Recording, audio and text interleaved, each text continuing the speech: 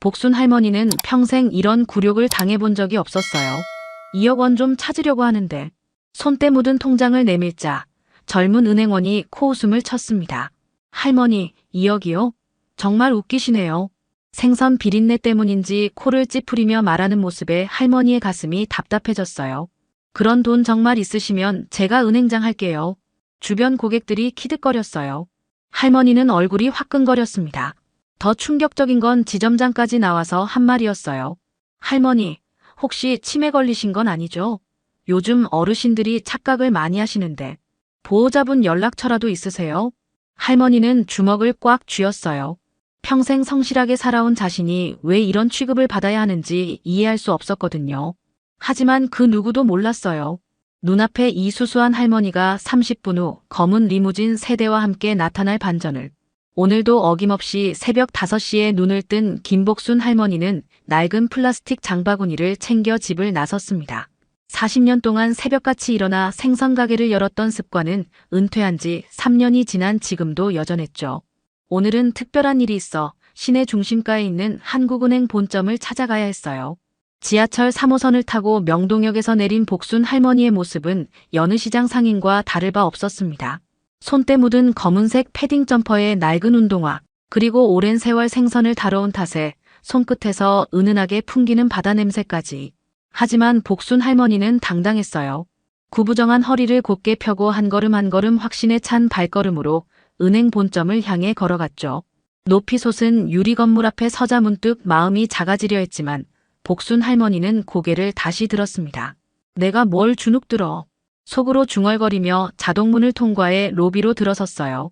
대리석으로 꾸며진 넓은 로비에는 정장을 차려입은 사람들이 오가고 있었고 한쪽에서는 젊은 여직원이 고객을 안내하고 있었죠. 복순 할머니가 로비 중앙으로 걸어가자 주변 시선이 하나둘 모이기 시작했어요. 어머, 저 할머니 뭐야? 시장에서 오신 것 같은데. 여기가 어딘 줄 아시나? 수근거리는 소리가 여기저기서 들려왔습니다. 복순 할머니의 얼굴이 순간 굳어졌지만 이런 시선쯤이야 이미 익숙했어요. 평생을 시장에서 살아온 사람에게는 남의 눈초리 따위 별것 아니었거든요.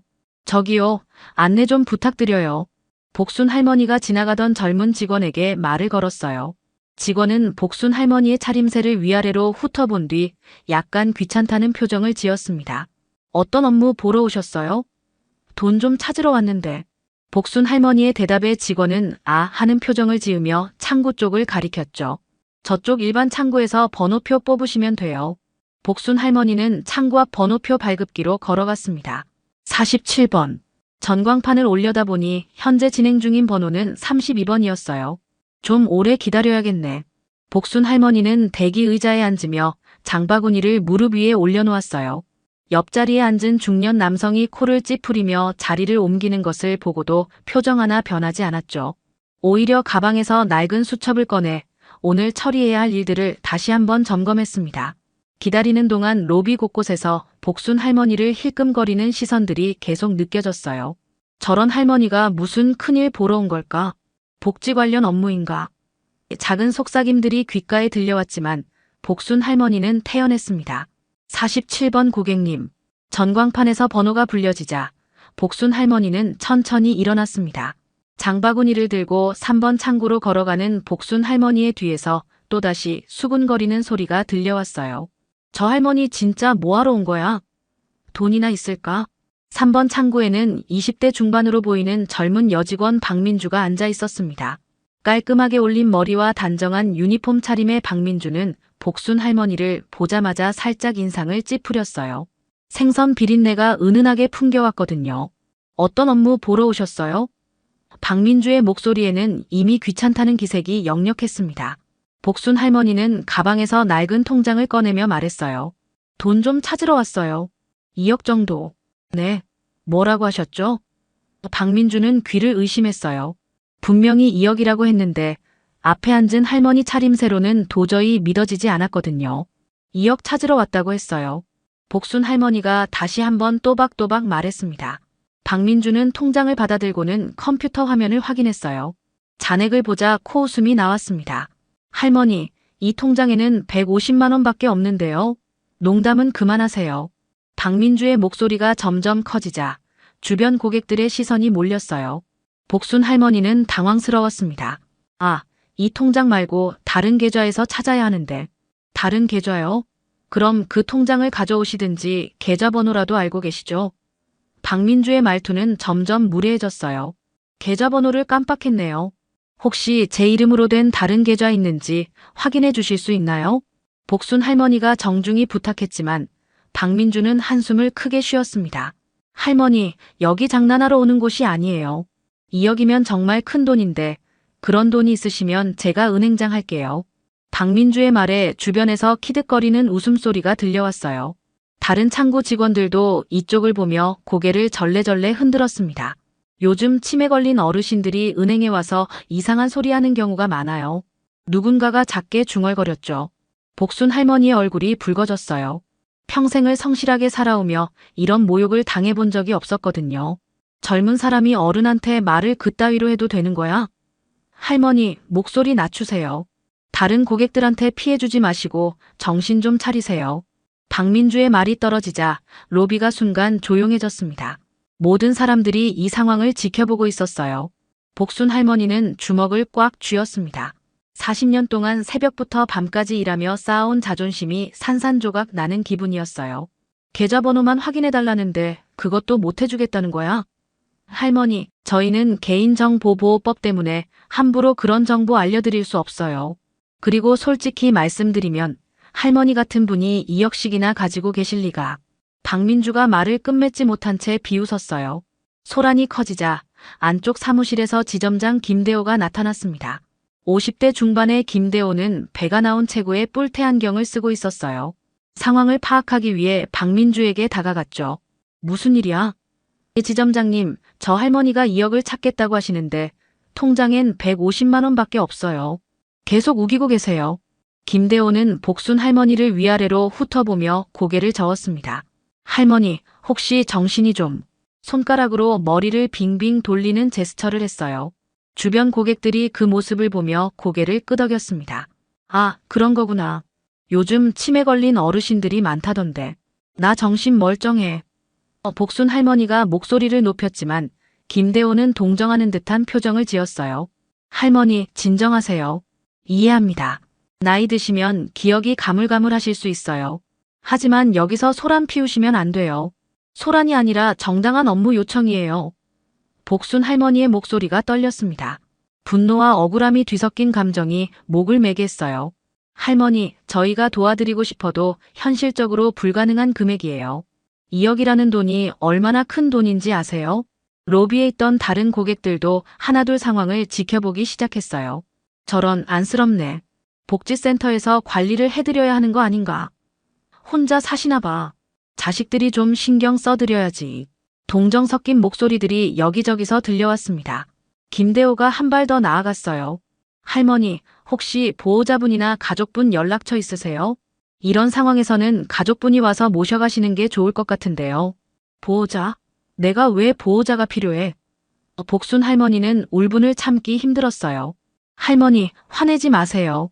저희도 할머니를 위해서 하는 말이에요. 요즘 나이 드신 분들이 사기를 당하는 경우도 많고 혹시 누가 할머니를 속여서 돈을 찾아오라고 한 건 아니에요? 박민주가 마치 친절을 베푸는 것처럼 말했습니다. 사기? 내가 사기를 당했다고. 복순 할머니의 얼굴이 새빨갛게 달아올랐어요. 평생 누구보다 똑똑하고 신중하게 살아온 자신을 사기꾼에게 속을 만큼 어리석은 사람으로 취급하다니요. 젊은 것들이 어른을 뭘로 보는 거야? 김대호는 주변을 의식하며 목소리를 낮췄어요. 할머니, 목소리 좀 낮춰주세요. 다른 고객분들께 민폐가 되고 있어요. 정말 그런 큰 돈이 있으시다면 증명할 수 있는 자료라도 가져오세요. 증명 자료? 복순 할머니는 가방을 뒤지기 시작했어요. 하지만 평소 간소하게 다니는 습관 때문에 딱히 보여줄 만한 서류는 없었습니다. 통장이나 카드 아니면 예금 증서라도 있으셔야 저희가 확인해 드릴 수 있죠. 박민주가 비아냥거리며 말했어요. 로비의 시선이 모두 복순 할머니에게 집중되었어요. 수십 쌍의 눈이 자신을 바라보는 게 느껴졌습니다. 동정, 비웃음, 불편함이 뒤섞인 시선들이었죠.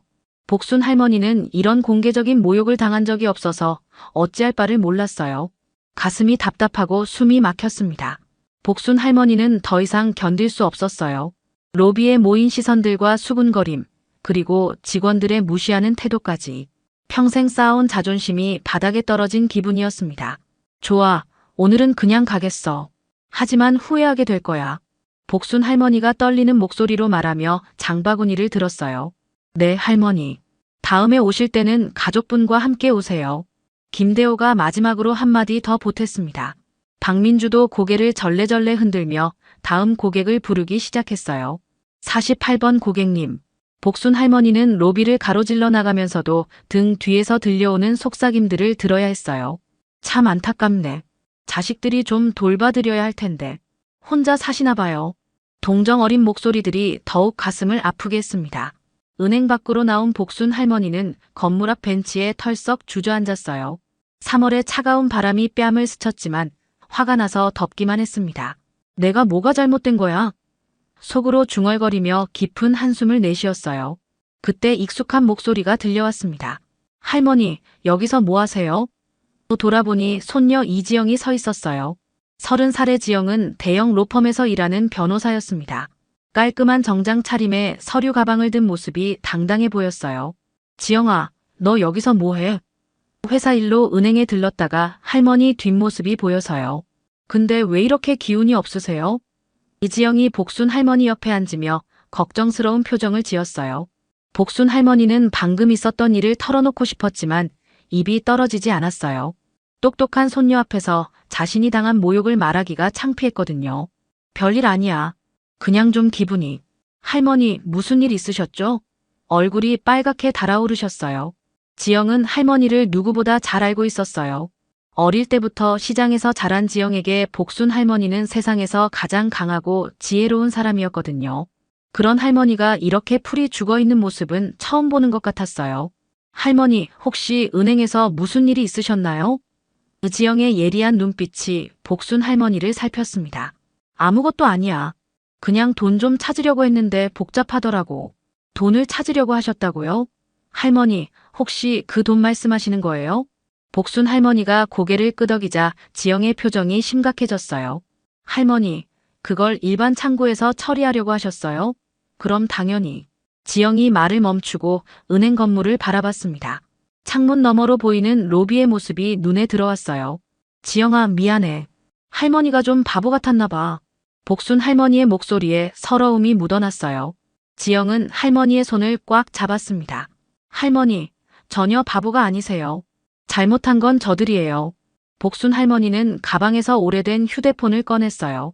잠깐만 전화 좀 해야겠어. 누구한테 전화하세요? 회사에. 복순 할머니가 전화를 걸자 벨소리가 몇 번 울렸어요. 여보세요, 본부장이 나야. 지금 당장 한국은행 본점으로 와. 전화 너머에서 놀란 목소리가 들려왔어요. 회장님, 무슨 일이시길래. 설명은 나중에 하고 임원진 다 데리고 30분 안에 와. 그리고 리무진도 준비해. 전화를 끄는 복순 할머니를 보며 지영이 미소를 지었어요. 할머니, 이제 시작이군요. 복순 할머니도 처음으로 미소를 지었습니다. 그래, 이제 시작이지. 전화를 끊은 지 정확히 25분 후 한국은행 본점 앞 도로에 검은색 리무진 3대가 나타났습니다. 첫 번째 차에서 정장을 입은 중년 남성이 내렸어요. 한강수산그룹 본부장 최철민이었습니다. 이어서 두 번째, 세 번째 차에서도 임원들이 연달아 내렸죠. 복순 할머니와 지영이 앉아있는 벤치를 발견한 최철민이 다급하게 달려왔어요. 회장님, 정말 죄송합니다. 무슨 일이시길래. 최철민이 숨을 헐떡이며 복순 할머니 앞에 고개를 숙였습니다. 일단 안으로 들어가자. 나중에 설명해 줄게. 복순 할머니가 일어서며 말했어요. 최철민 뒤로 경영진 6명이 줄지어 서 있었습니다. 모두들 비싼 정장에 명품 시계를 차고 있었죠. 이런 모습이 한국은행 앞에서 펼쳐지자 지나가던 사람들이 하나둘 멈춰 서서 구경하기 시작했어요. 은행 로비 안에서는 창고 직원들이 창밖을 내다보고 있었습니다. 저게 뭐야? 리무진이 3대나. 박민주도 호기심에 창가로 다가갔어요. 밖에서 정장을 입은 사람들이 누군가에게 고개를 숙이는 모습이 보였습니다. 설마 그 할머니? 박민주의 얼굴이 하얗게 변했어요. 김대호 지점장도 상황을 파악하려고 창밖을 내다봤습니다. 뭔가 이상한데? 저 할머니 주변에 저런 사람들이 왜? 복순 할머니가 임원진들과 함께 은행 로비로 들어오자 분위기가 급변했어요. 아까까지 수군거리며 구경하던 고객들이 갑자기 조용해졌습니다. 최철민을 비롯한 임원들의 기세가 심상치 않았거든요. 회장님, 어떤 일이 있으셨는지 말씀해 주시면. 최철민이 조심스럽게 물었어요. 복순 할머니는 3번 창구를 가리켰습니다. 저기 저 젊은 직원하고 그 옆에 안경 쓴 사람이 나한테 한 짓이 뭔지 알아봐.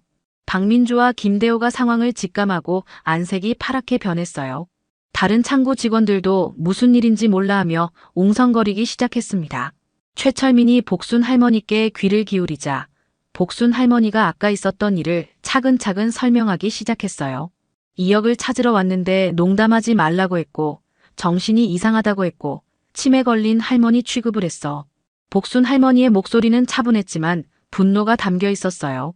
최철민의 얼굴이 점점 굳어졌습니다. 그리고 그 안경 쓴 사람은 나한테 보호자가 필요하다고 했고 사기당한 거 아니냐고 했어. 공개적으로 망신을 주더라고. 복순 할머니의 말이 끝나자 최철민 뒤의 임원들 얼굴이 모두 일그러졌어요.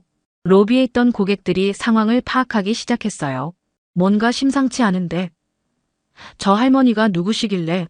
아까 치매 걸렸다고 했던 그 할머니 맞나? 속삭임이 여기저기서 들려왔습니다. 최철민이 김대호에게 다가갔어요. 실례지만 지점장이세요? 네, 그런데 누구시죠? 김대호의 목소리가 떨렸습니다. 뭔가 큰일이 벌어질 것 같은 예감이 들었거든요. 한강수산그룹 본부장 최철민입니다. 저희 회장님께서 여기서 어떤 대우를 받으셨는지 확인하러 왔습니다. 최철민이 명함을 건네자 김대호의 손이 떨렸어요. 한강수산그룹이라는 이름을 듣는 순간 머릿속이 하얘졌습니다. 박민주도 상황을 깨닫고 다리에 힘이 빠졌어요. 아까 자신이 무시했던 그 할머니가 한강수산그룹 회장이라고. 한강수산그룹은 국내 최대 해산물 유통업체 중 하나였거든요. 박민주의 얼굴에서 피가 싹 빠졌습니다. 최철민이 로비 중앙으로 나서자 모든 사람들의 시선이 그에게 집중되었어요. 평소 회사에서 수백 명의 직원들 앞에서 연설해온 그의 목소리는 자신감으로 가득했습니다. 잠시 이 자리에 계신 모든 분들께 말씀드리겠습니다. 로비가 조용해졌어요. 대기 중인 고객들, 창구 직원들, 그리고 다른 층에서 내려온 직원들까지 모두가 최철민을 바라봤습니다. 박민주와 김대호는 창구 뒤에서 불안한 표정으로 서 있었어요. 이분은 저희 한강수산그룹의 창업주이자 회장님이십니다. 최철민이 복순 할머니를 소개하자 로비에 있던 사람들이 웅성거리기 시작했어요. 한강수산그룹이요? 아, 그 큰 회사? 설마 정말? 최철민이 계속 말을 이어갔습니다.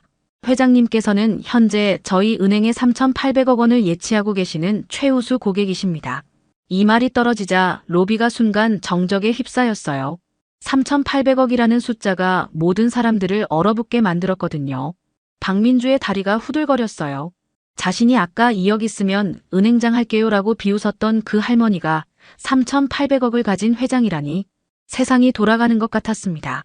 김대호도 마찬가지로 얼굴이 새파랗게 변했어요. 복순 할머니가 천천히 박민주에게 다가갔습니다. 아까 뭐라고 했지? 내가 2억 있으면 내가 은행장 한다고 했지. 복순 할머니의 목소리는 차분했지만 위압적이었어요. 박민주는 입술이 파르르 떨려서 말이 나오지 않았습니다. 대답 안 해? 복순 할머니가 다시 물었어요. 주변이 너무 조용해서 박민주의 거친 숨소리까지 들렸습니다. 죄송합니다. 박민주가 겨우 입을 열었어요. 죄송하다고. 뭐가 죄송해? 복순 할머니의 눈빛이 날카로웠어요. 내가 치매 걸렸다고 했고 정신이 이상하다고 했고 농담하지 말라고 했잖아. 그것도 모든 사람들 앞에서 말이야. 로비에 있던 고객들이 상황을 되짚어보기 시작했어요. 아까 그들도 복순 할머니를 동정하거나 이상하게 바라봤던 자신들의 모습을 떠올렸습니다. 우리도 좀 민망하네. 서로 눈치를 보며 속삭였어요. 김대호가 앞으로 나서려 했지만 다리에 힘이 없었어요. 지점장으로서 이런 실수를 저질렀다는 게 믿기지 않았습니다. 한강수산그룹 같은 대기업 회장을 치매 환자 취급했다니 이건 단순한 실수가 아니라 엄청난 사건이었거든요. 최철민이 김대호를 불렀어요. 지점장님, 이쪽으로 오시죠. 김대호가 비틀거리며 다가가자 최철민이 차갑게 말했습니다. 저희 회장님께서 어떤 대우를 받으셨는지 정확히 파악했습니다. 이것이 귀은행의 고객 서비스 수준인가요? 아닙니다. 정말 죄송합니다. 김대호가 머리를 조아렸어요. 하지만 복순 할머니는 냉정했습니다. 죄송하다는 말로 끝날 일이 아니지. 내가 당한 모욕이 그 정도로 가벼운 거야? 로비에 있던 다른 고객들이 복순 할머니 편을 들기 시작했어요. 정말 심했어요. 저도 봤는데 너무하더라고요. 어른한테 저렇게 하면 안 되죠. 분위기가 완전히 바뀌었습니다. 복순 할머니가 최철민에게 말했어요. 오늘 당장 이 은행과 모든 거래를 정리해. 그리고 다른 그룹 계열사들에도 알려서 이 은행 이용하지 말라고 해. 최철민이 고개를 끄덕였습니다. 알겠습니다, 회장님. 박민주가 무릎을 꿇으며 울기 시작했어요. 회장님, 정말 죄송해요. 제가 잘못했어요. 용서해 주세요. 하지만 복순 할머니는 돌아서기만 했습니다. 평생 받아보지 못한 모욕을 당했는데 눈물 몇 방울로 용서받을 일이 아니었거든요. 복순 할머니가 돌아서자 김대호 지점장이 다급하게 앞을 막아섰어요. 회장님, 잠시만요. 제발 한 번만 더 기회를 주세요. 김대호의 목소리는 절박했습니다. 한강수산그룹 같은 대기업이 거래를 끊으면 자신의 지점장 자리는 물론이고 은행 전체에 미치는 타격이 엄청날 테니까요. 기회? 복순 할머니가 차갑게 웃었어요. 내가 기회를 달라고 했을 때는 안 들어주더니 이제 와서 기회를 달라고. 로비에 있던 사람들이 숨을 죽이고 이 장면을 지켜봤습니다. 권력의 역전이 이렇게 극적일 수가 없었거든요. 박민주는 여전히 무릎을 꿇고 있었어요. 눈물과 콧물로 범벅된 얼굴로 계속 사과했습니다. 정말 죄송해요. 제가 눈이 없었어요. 다시는 이런 실수 안 할게요. 하지만 복순 할머니는 쳐다보지도 않았어요. 최철민이 휴대폰을 꺼내 누군가에게 전화를 걸었습니다. 법무팀장님, 지금 당장 한국은행 본점으로 오세요. 그리고 언론팀도 연락해서 보도자료 준비하라고 하세요. 전화 내용이 들리자 김대호의 얼굴이 더욱 하얘졌어요.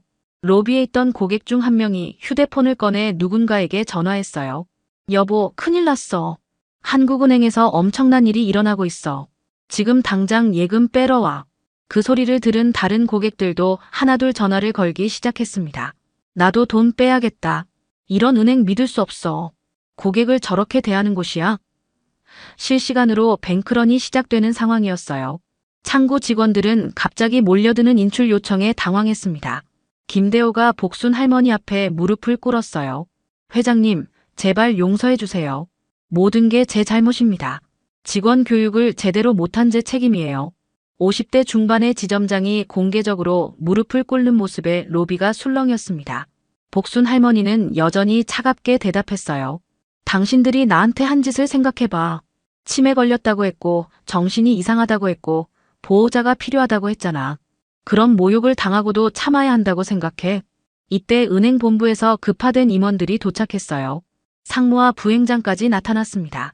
상황 파악을 위해 최철민과 급히 이야기를 나눈 후 부행장이 복순 할머니에게 다가왔어요.